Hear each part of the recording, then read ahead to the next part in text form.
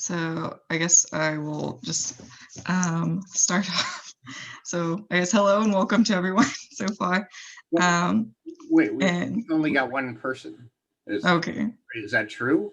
Or are there people we're not I seeing? think Pamela came in through the link I sent, and it might be a different link for attendees. Ah, No, wait, here comes. okay. I think people are going to be trickling in right now. yeah. So why don't we wait a couple of minutes? We give them a few minutes.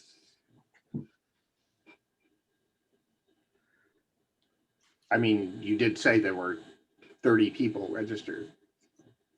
Presumably, at least 10 will show up. Okay.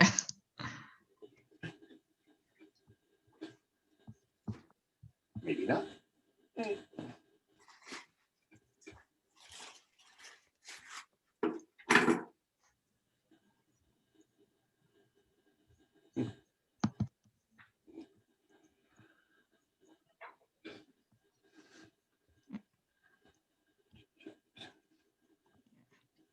We'll give it a minute, and if anyone misses like the beginning, it'll be recorded for them too.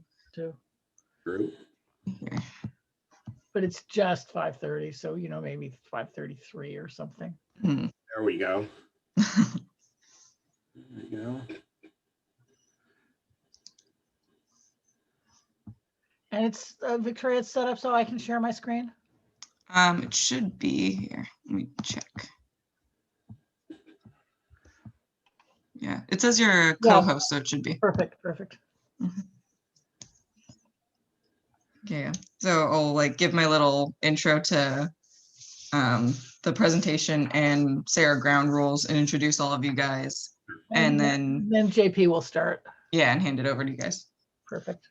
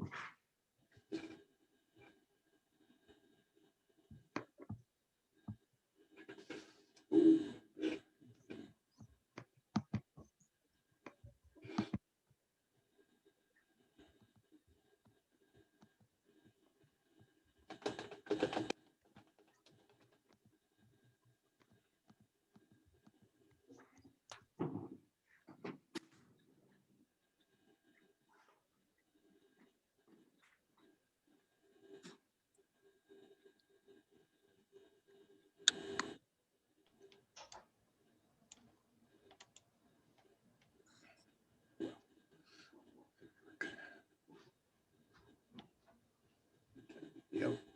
Okay. Yeah. Okay.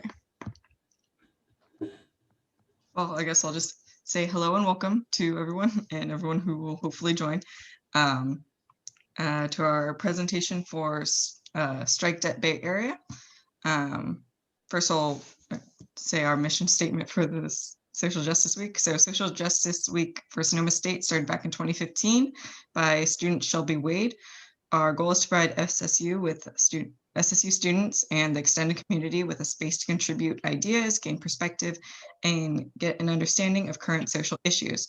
Our mission this week is to connect students with advocates who help students develop their understanding of whose land SSU sits upon, the power of grassroots activism for human betterment and social change, and to raise student and community awareness of engagement with issues embedded in societal structures of inequality, colonialism, imperialism, classism, ableism, sexism, patriarchy, sexism, queerphobia, transphobia, xenophobia, and any other discriminations. We also aim to involve students in social justice issues and organizations to hopefully produce socially responsible students, encourage students to engage in community issues and contribute to equitable distribution of economic, political, civil, cultural, societal, and other resources and opportunities in society in order to promote personal, campus-wide, and communal development. So I will introduce myself. My name is Victoria. I will be your host. I am a senior at SSU and an anthropology student. I'm introducing our speakers. We have Debbie Notkin, Tiffany Conyon, and James Massar, JP Massar, for Strike Debt Bay Area. And our facilitator for today is Lindsay. She'll be handling all the little technical things in the background. If you have any questions with how to deal with the Zoom interface, you can message her directly in the chat. And she will also be enforcing the ground rules for today.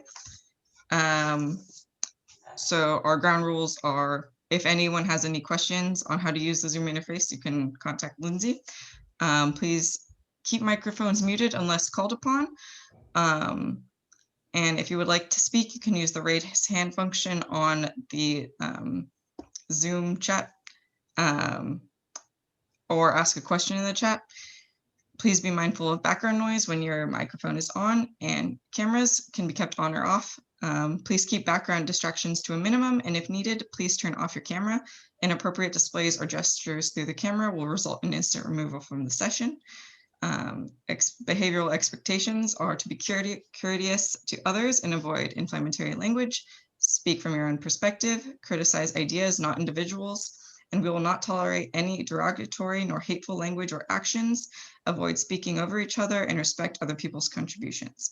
Failure to follow the ground rules will result in first a warning, and if violations persist, you may be ejected from the Zoom meeting.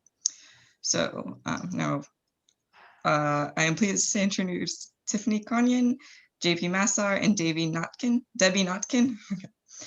Tiffany Conyon is a student debt striker with Debt Collective's Biden 100 campaign and an advocate for transformative and community-driven lifelong learning for all. After several years of following the work of Debt Collective, Tiffany joined Jubilee School and began coordinating the Bay Area Debtors Union branch with inspirations to build a coalition across the Bay Area with other emerging chapters nationwide. Tiffany is a doctoral student in anthropology and social change department of the California Institute of Integral Studies, researching the impacts of indebtedness on the processes of transformation and social change. JP Massar has been an activist for 10 years. He is a founding member of Strike Debt Bay Area. In addition to Strike Debt Bay Area's struggle against unjust debt and inequality, he has been active in the fight against homelessness, against police violence and mass incarceration, and for privacy rights. You can find him on Twitter at jpmassar. And Debbie Notkin is chair of the board of directors of Public Bank East Bay and is an active member of Strike Debt Bay Area.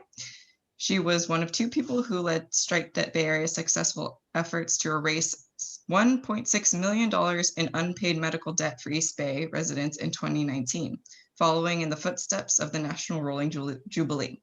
She believes that economic injustice work is a comparatively clean way for white people to advance racial justice work.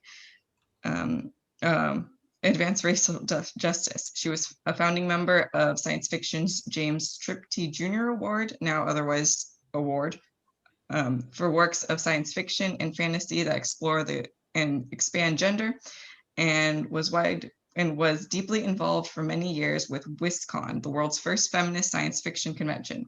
She blogs regularly on a wide variety of body image and political topics with Lori Toby Edison at www.loriTobyEdison.com/body-in-politic/blog. Find her on Twitter at SpiceJarDebbie. And we could probably put all those links in the chat. Yes. Okay, so since this is an action section, eventually we'll be put into breakout rooms, but for now, I will turn it over to our esteemed guests. Okay, hi, I'm JP Massar, and I'm going to give you first a bit of history about our activist organizations, before we go into debt in general and student debt in particular. That's Strike Debt Bay Area, and the Debt Collective. So Strike Debt was formed in 2011 out of Occupy Wall Street in New York City. And it aimed to fight against all kinds of unjust debt, the kind of debt that you're forced to get into to stay alive, to stay healthy, to get an education, things that you shouldn't be needing to get into debt to do. Their big project,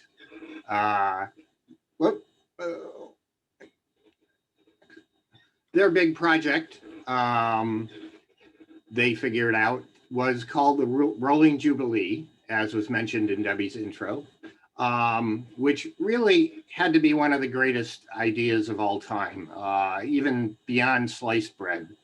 The idea was to forgive medical debt. And as Debbie's intro said, they ended up forgiving $32 million worth of people's medical debt and generating a huge amount of attention. And the way they did it was they figured out this incredible hack that for every $10 that they could get people to donate, they could forgive up to $1,000 of medical debt.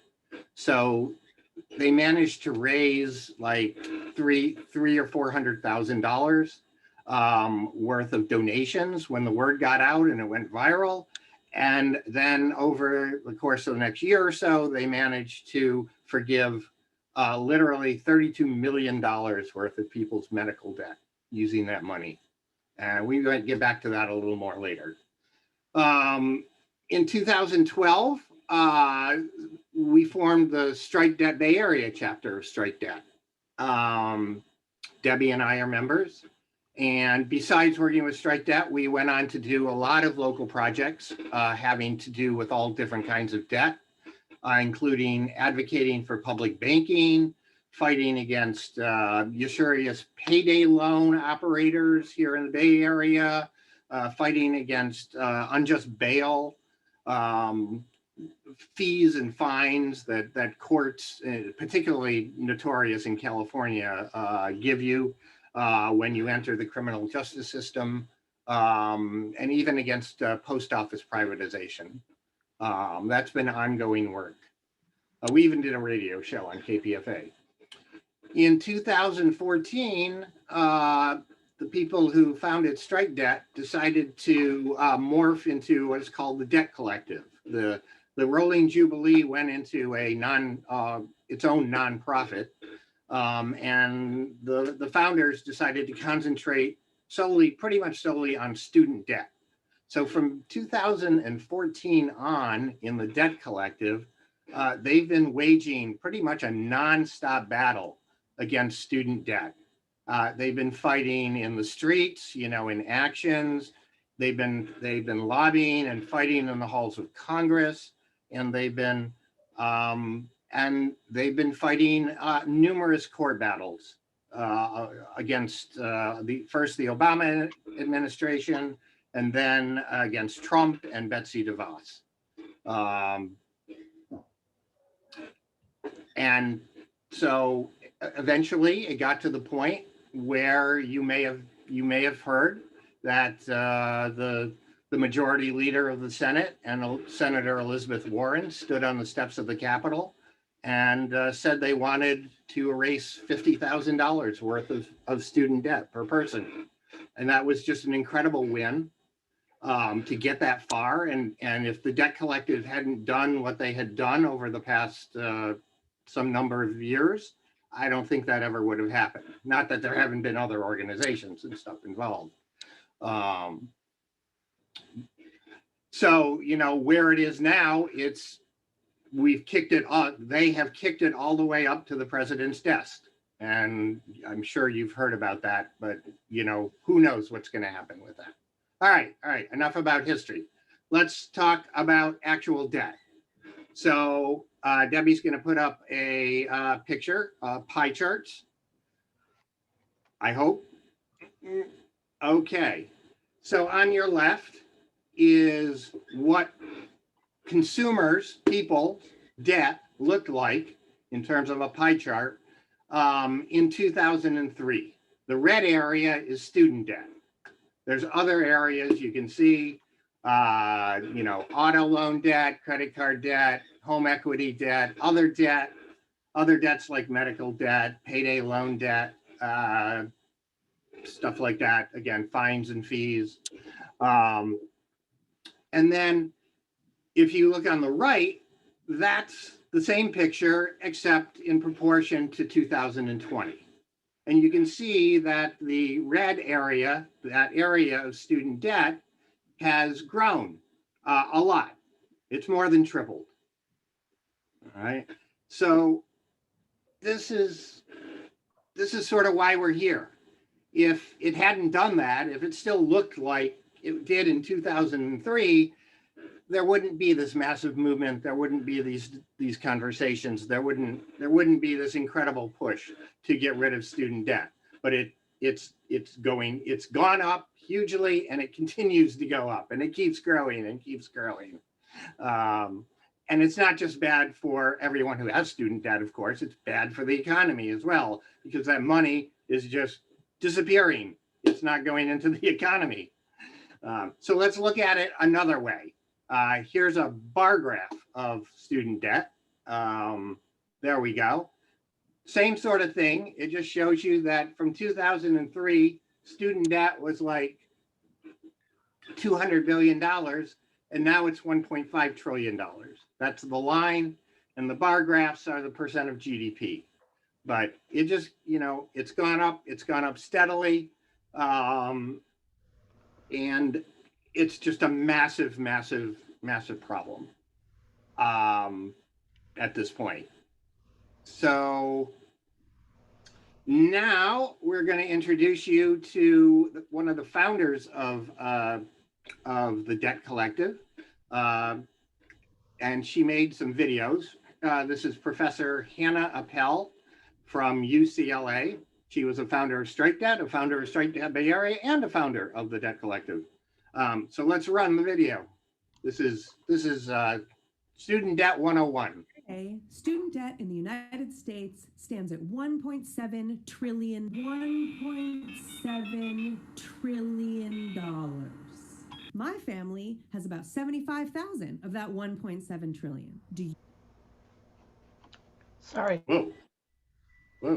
Today, student debt in the United States stands at $1.7 trillion. $1.7 trillion.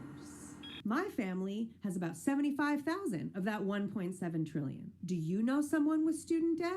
I know you know someone with student debt because there are 43 million of us in this country. And this is the first thing I want you to understand. You are not alone. You are not a loan. Your student debt is not your fault.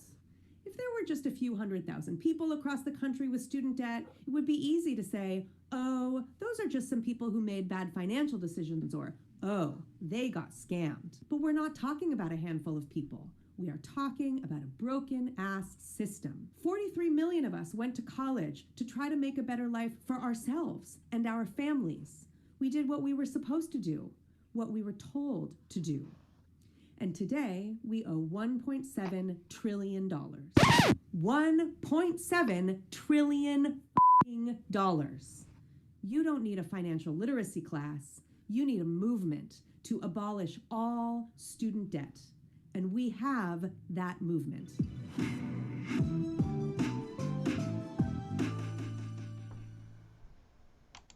Okay. Today, student debt in the United States stands at... Debbie? Yeah.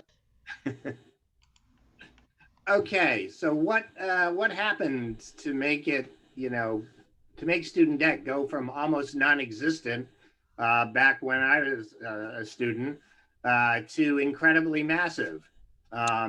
Debbie is going to dive into some more details soon, but here's another little video from Hannah with some California history, and it's a little amusing.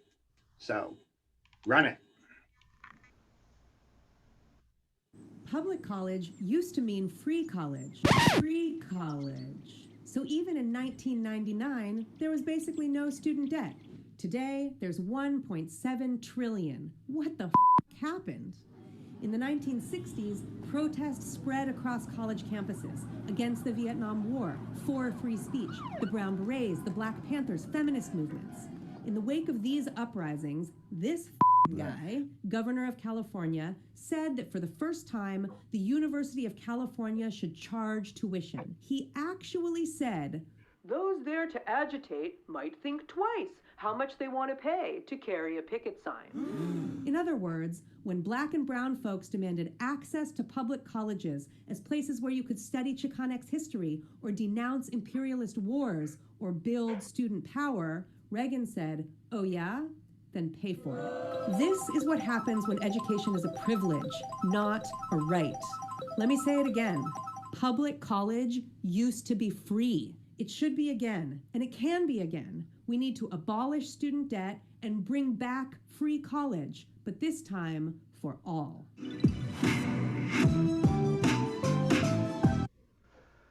Okay, I'm going to turn you over to Debbie. Thank you.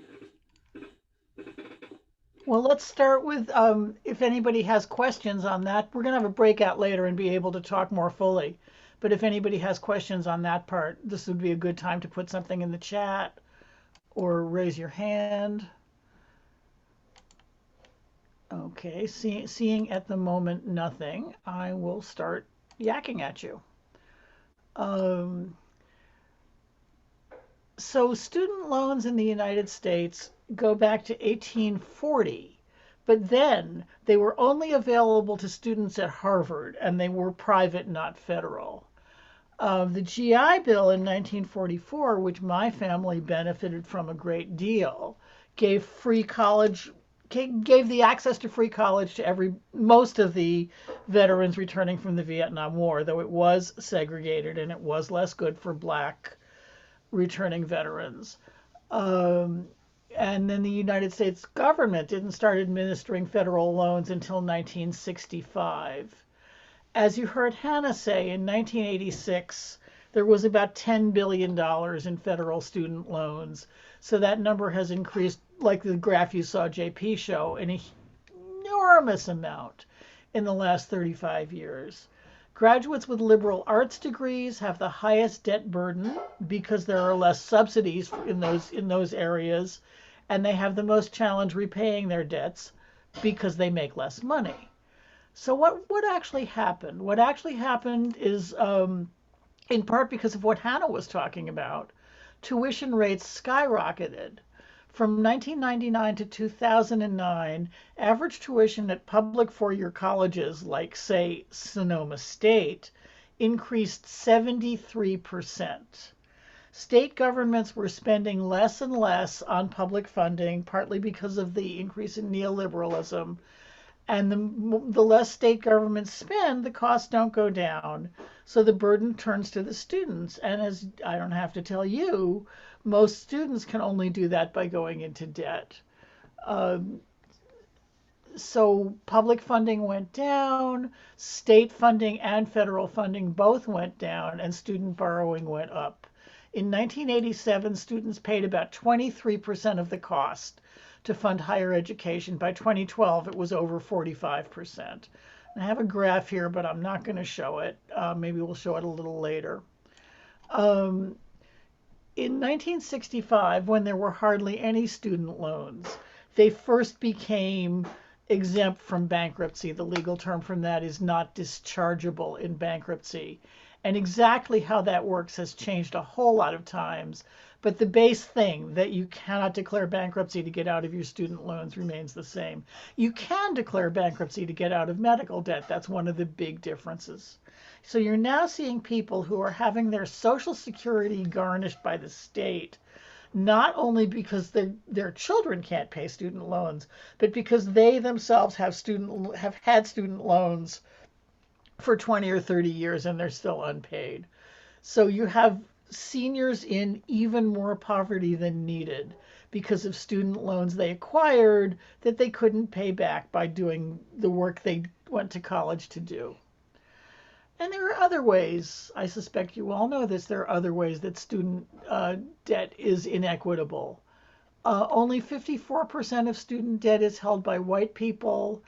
Black and African American college graduates owe 25,000 more in average per person than white college graduates.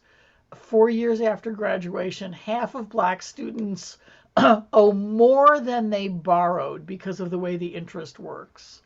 They're the most likely to struggle financially due to student loan debt, and many of them make payments of $350 or more, which is crippling unless you make an extraordinary salary.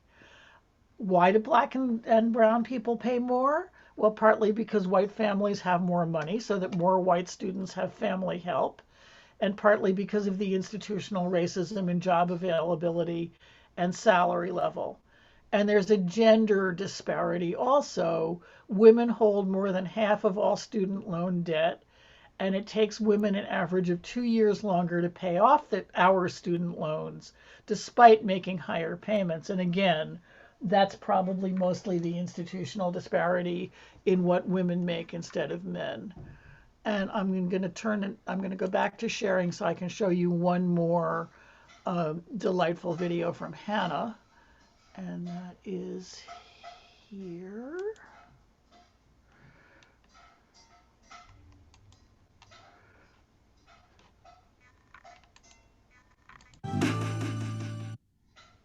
That's the graph I didn't take time to show you. You can take a minute to glance at it, and then let's go to the video.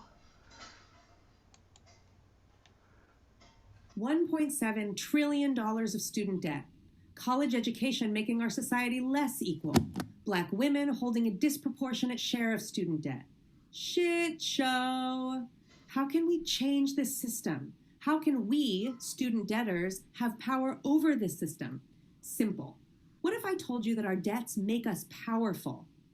Don't take it from me, take it from this guy. As this famous capitalist once said, if you owe the bank $100, that's your problem. But if you owe the bank $100 million, that's the bank's problem. In other words, when you owe that much, you have power over the bank. At $1.7 trillion, we own the bank. If we organize, we can use that 1.7 trillion as leverage over a failed system. This is what we do with the Debt Collective. We organize debtors' unions. In 2014, we launched the nation's first student debt strike. And as of today, that strike has won over $1 billion in student debt abolition. We won under Obama, we won under Trump, even though Betsy DeVos canceled those debts with extreme displeasure, damn right, Betsy, and we can keep winning under Biden. When we build power, when we organize, we win.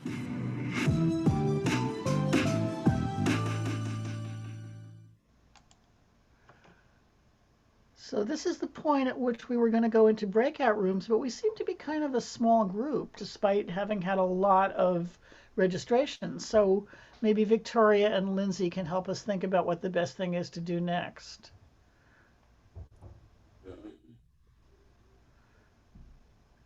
I think we'd be fine to just stay in one big group. Mm-hmm. Mm-hmm. I know that the two of the three people here that aren't presenters or organizers are people who came in through me and who I don't believe are students. So let's just chat.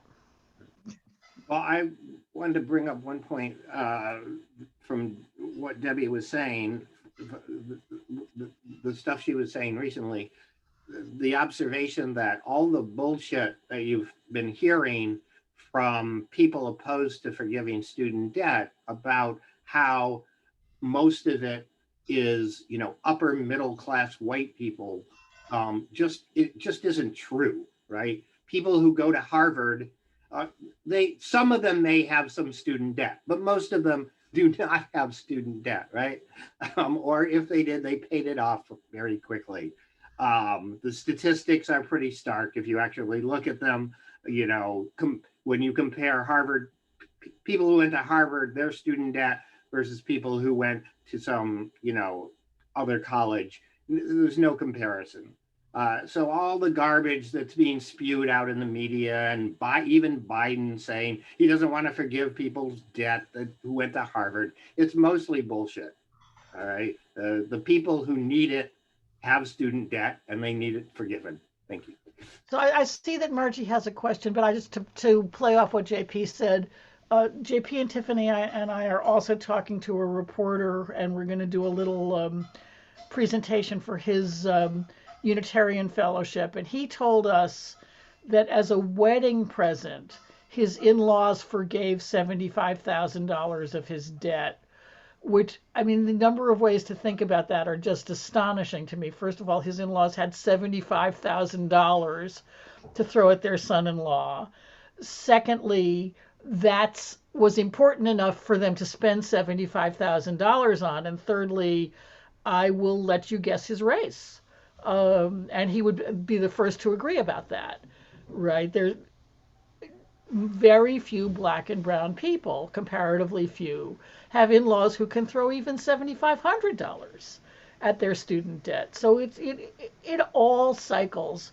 And the story that JP is referring to about how it's, Harvard kids and doctors making hundreds of thousands of dollars, that's a way to divide us. And to say, my debt is real and your debt is fake.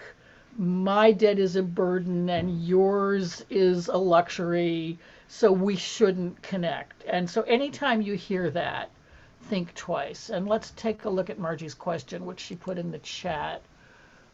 Oh, the mechanism to leverage the $10 donations. We were going to talk about that later, but we could talk about it now. JP, do you want to take that?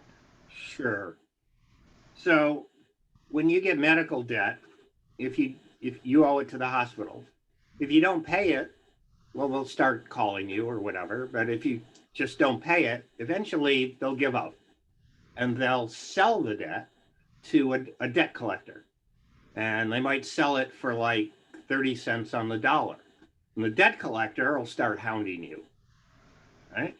And calling at all hours and trying to get you to pay it, et cetera.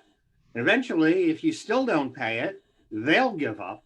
And they'll sell it to like a bottom feeder debt collector for like a penny or 2 pennies on the dollar, right? So these are people that are just hoping to, scoop up all this debt and somehow hit the jackpot, make a call, somebody's won the lottery and they're willing to pay off their debt, or they can shame them somehow, or call their relatives and do all sorts of really sleazy tactics.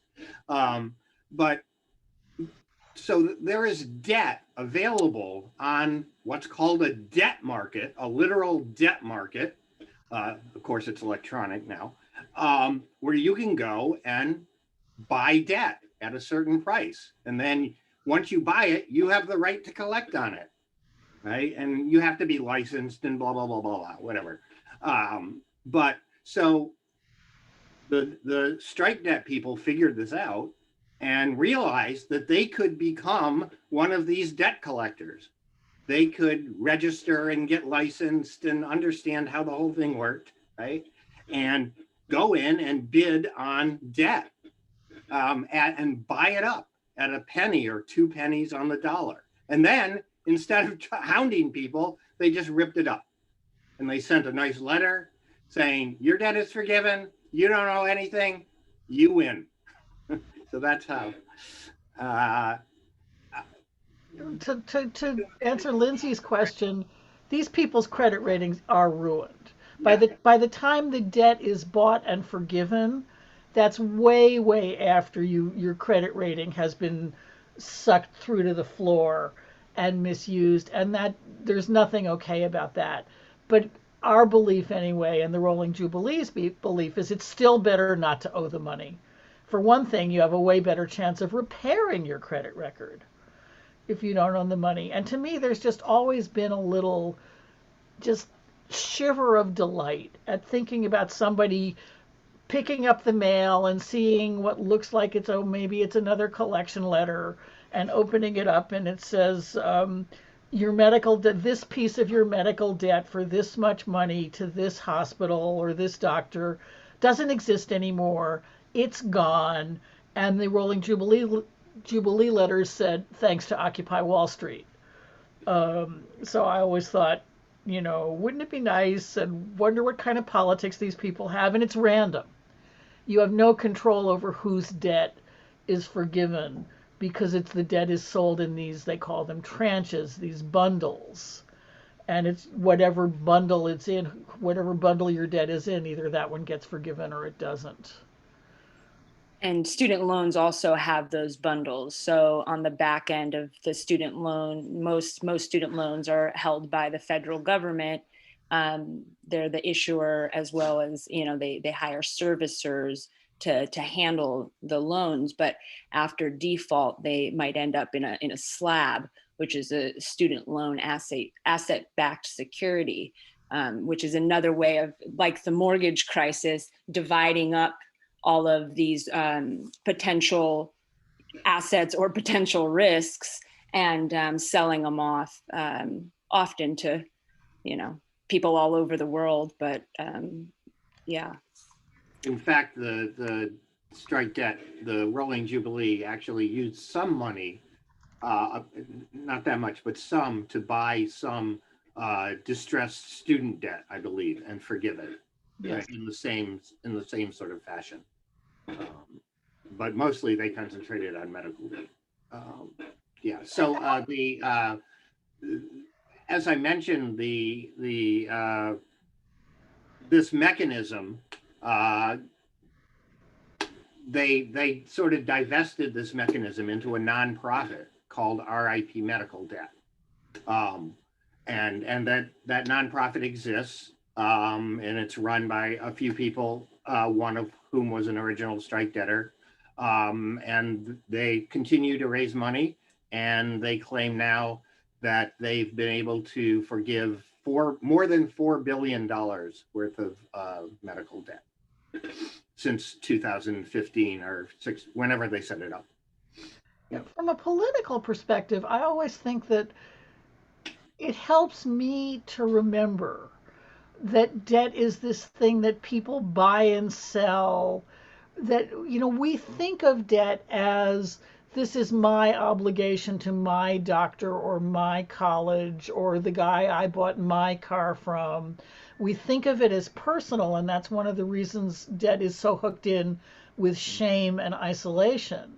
But when you begin to understand that there's this market of debt collectors at various levels who buy more and less collectible debt and sell it again, and it just makes you realize, I think Hannah said this in one of the videos too, it's not a few thousand or even a few 100,000 people who made bad decisions.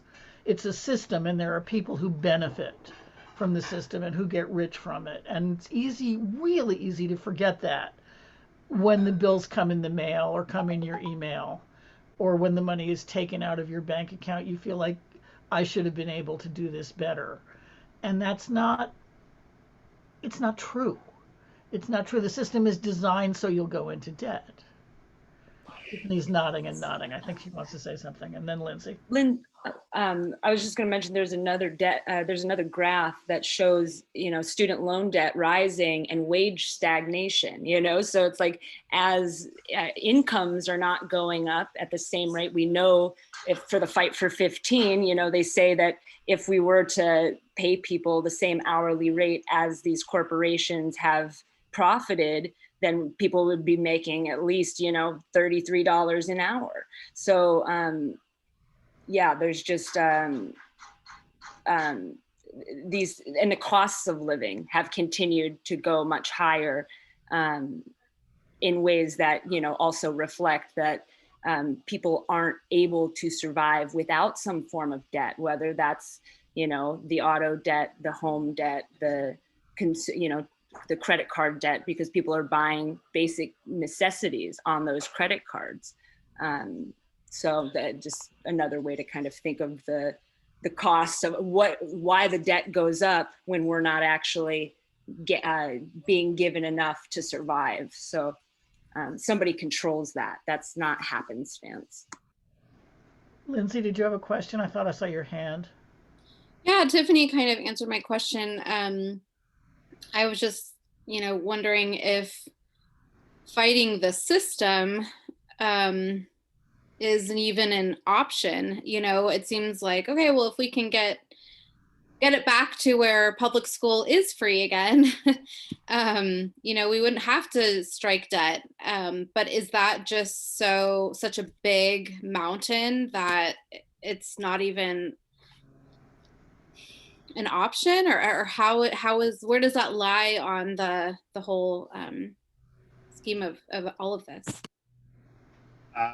Two comments. Let's say hypothetically, Congress did or Biden did decide to forgive pretty much all the student debt, right? Well, they're going to have to do something at that point. Otherwise, it's just going to happen again, right? So there has to be if they're going to do something, there has to be, a mechanism to revert back to having at least public education be pretty much free. Shoot, I forgot my other point. Sorry. Well, and I had a question, like logistically. Oh, I know. So, it seems like a mountain now for college to be free, but I honestly think that if someone had the ability to put a ballot initiative on the California ballot, to restore tuition at state colleges to levels back to the 1960s, that it would pass overwhelmingly. So I don't think it's an impossible task at all. But yeah, getting the legislature to do it, that's going to be a big push. But the debt collective's been fighting strike debt since 2011. This struggle isn't going to go away. It's going to keep going. All right. But it's also, don't underestimate that Hannah's video. The debt collective had big wins under Obama. Yeah. They had big wins under Trump. And they're certainly going to have big wins under Biden. I think JP is right about how hard it is to move the legislature, but I think it's also there's a shift in the wind. Neoliberalism, I want to say it's dying, but I don't want to be that optimistic. Neoliberalism is under threat. Neoliberalism is on its back foot and it's scared. And this is the time. And again, I'm going to go back to Hannah. We own the bank. Debtors own the bank. If we work together, there's no way the U.S. government can cope with a unified group of people who have control over even half of that 1.7 trillion in student debt. They would have to cave. Tiffany, do you want to say something there? Lindsay, did you have anything else to add on? No, I think I'm done. I just was curious about the logistics of it. Like if debt was erased, like where is that money coming from? And if public school was free, where is the money coming from? It sounds like what you're saying is the money's there, it's just not a priority, and the money's being spent in other places. Is that what's happening? I would say something a little bit different, and I also see Pamela's question, which is a really interesting one. What I would say is the money. There are many, many questions about what public money is and how much there is and how to think about that, and that's not the subject of this meeting.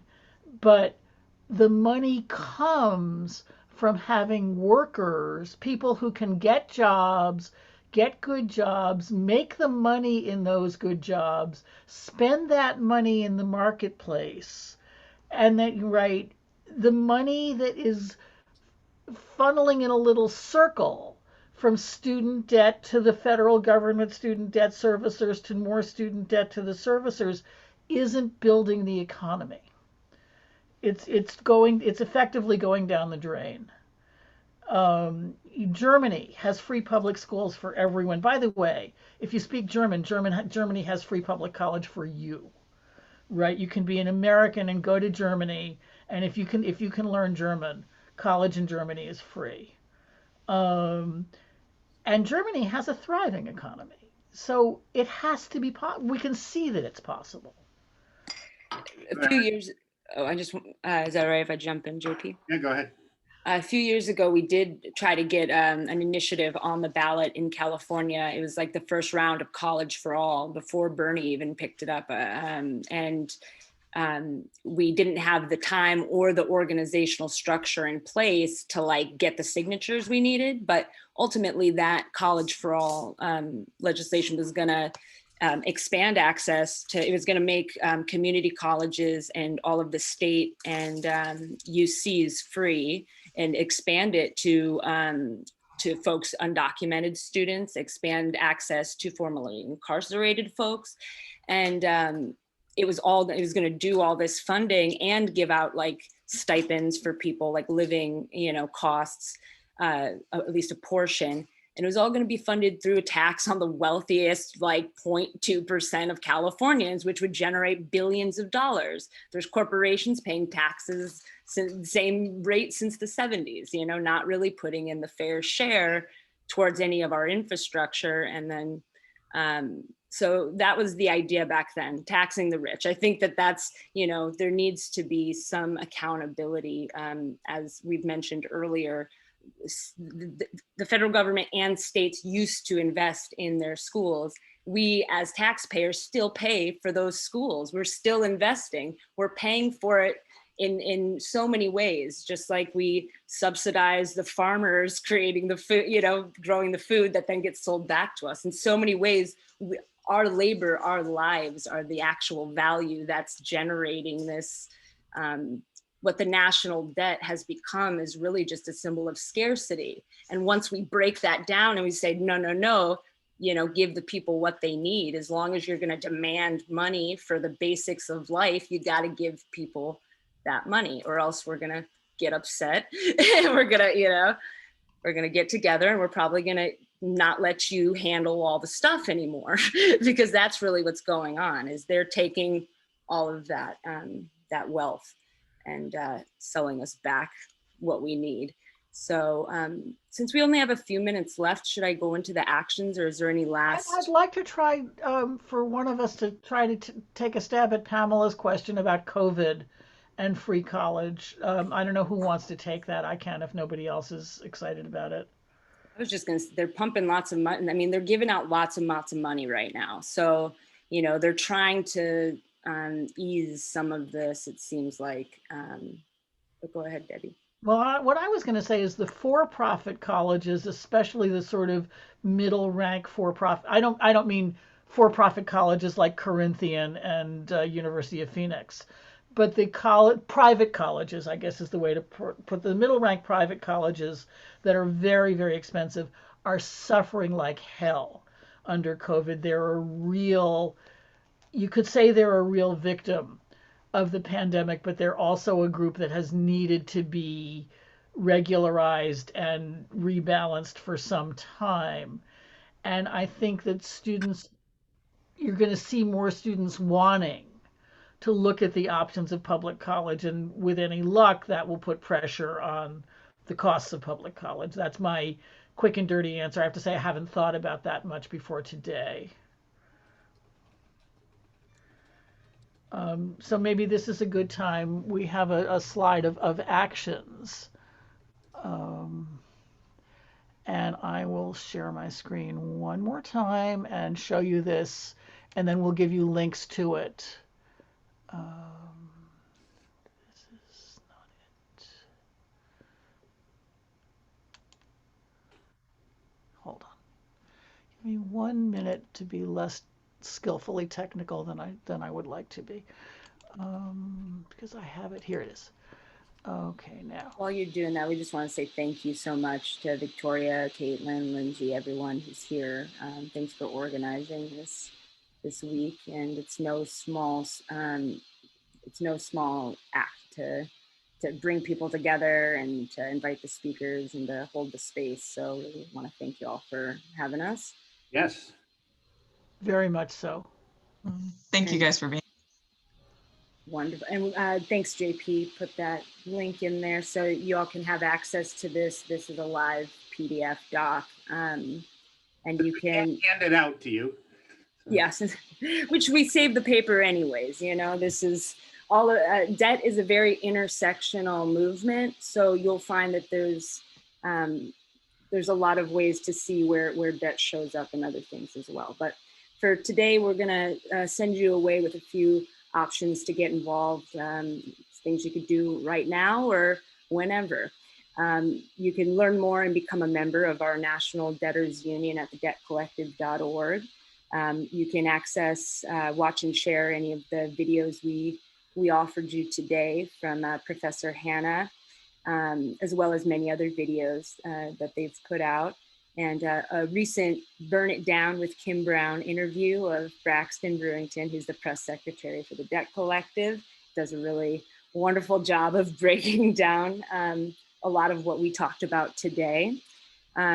We invite you to sign any of the 3 Cancel the Debt petitions coming out of the Debt Collective. The Youth Democratic Socialists of America have a petition going, as well as local SF Rising, Student Action, College for All. So we really do see these as joint issues. We have to cancel the debt and make college quality education for all people who want access. We invite you to contact your locally elected representatives. So you can, there's links there to Mike Thompson for you up in Sonoma. Senator Feinstein and Senator Padilla have contact pages, or you could use the Debt Collective's letter generator and it should automatically populate your local representatives.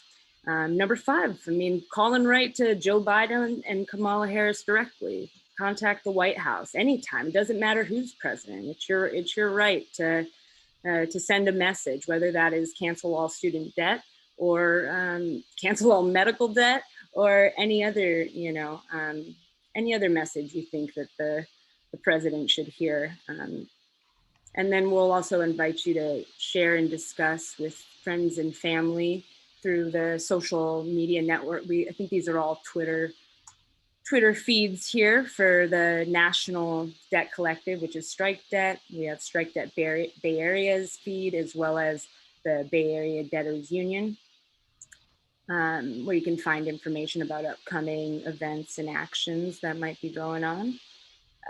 We encourage you to support and build coalition. That intersectionality of movements and organizations in your area.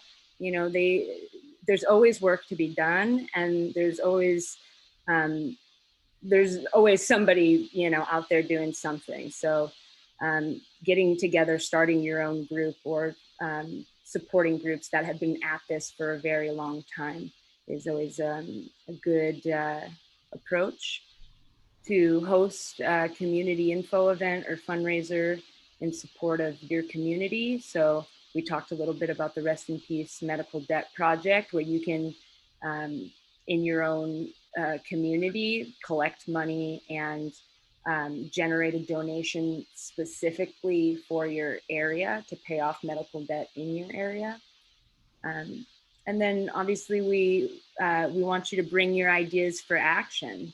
So you're all, those who are going to be affected by debts, you have your own story, you have your own experience, whether it's your debt or someone you know. Yeah, we welcome those ideas. So you can feel free to reach out anytime. And we just want to say that, you're not alone and we own the bank. So hopefully you'll find a way to get involved. Oh, wonderful. Oops, what happened? Oh, sorry. I got distracted by the chat there at the very end. But yeah, we welcome you to be in touch or to start your own debtors union, because like I said, start where you are and work from there.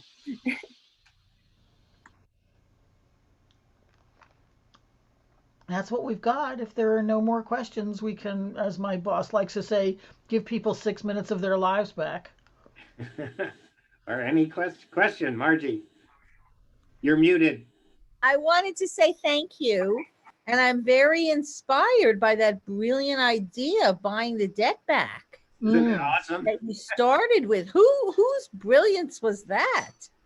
I don't know who discovered it. The name Luke Hareen comes to mind, but it would mean nothing to you.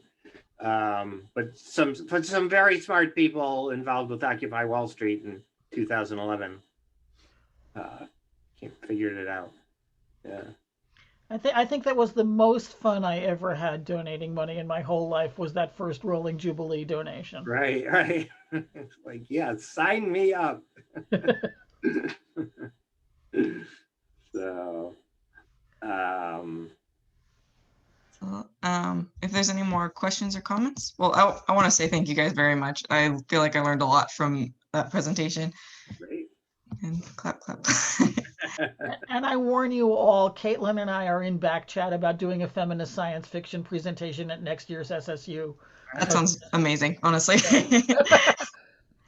Oh, I really did, Lindsay. I did want to say to you in that vein, and Tiffany is the one who pointed out to me that this is now a T-shirt. It's a very famous quote from Ursula Le Guin, who's probably the most famous feminist science fiction writer, who said, "Capitalism seems inevitable. We live it and breathe it. It seems like it can never go away. That used to be true of the divine right of kings." Caitlin, so you've videoed this. You say Recorded it. will this go up on YouTube or what? Or just on our website. So this will render in the next 15 minutes or so, and we have captions enabled. So the Social Justice Week website will have all the presentations. okay, and they'll be kept. They'll be saved for however. As long as we pay for the website, yeah. But you can download it and save it on your own if you want to keep it or put it on YouTube. Or it'll be stored in the Wayback Machine. Yay, the Wayback Machine. Love the Internet Archive. Yep. There we go. Thanks so much, everybody. Yeah, thank you guys. And I would just like to remind everyone to try and take our survey that we have linked in the chat. If you want to hear feminist sci-fi, take the survey and let us know. Yeah, and we'll just and also check back on Friday for when we announce any winners of contests. But yeah, thank you guys so much for